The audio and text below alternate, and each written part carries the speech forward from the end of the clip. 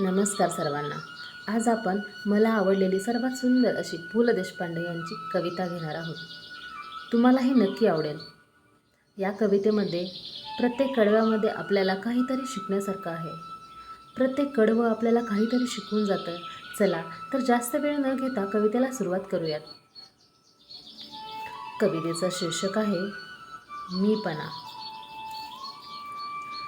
एकदा मीपणा विकून पहा, एकदा मीपणा विकून पहा, कोणीही घेणार नाही. तेव्हा समजेल की किती फालतू गोष्ट आपण इतक्या दिवस बाळगत होतो. बोलावे तर विचार करून, बोलावे तर विचार करून, नाही तर बडबड सगळेच करतात. ऐकावे तर अंतःकरणातून, आरोळी तर सारेच देतात. टिपावं तर अचूक टिपावं, टिपावं तर अचूक टिपावं, नेम तर सारेच धरतात. शिकावं तर माफ करायला, राग तर सगळेच करतात.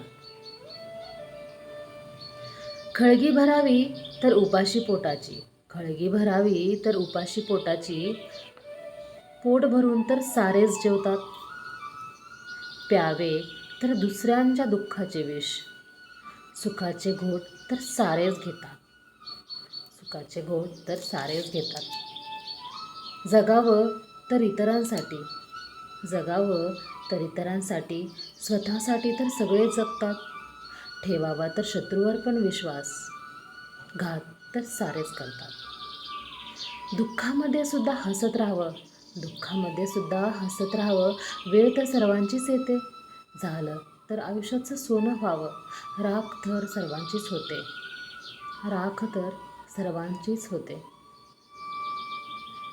पु ल देशपांडे यांची ही रचना होती. आपल्याला ही कविता कशी वाटली कमेंटच्या माध्यमातून नक्की कळवा. धन्यवाद. Thank you for watching.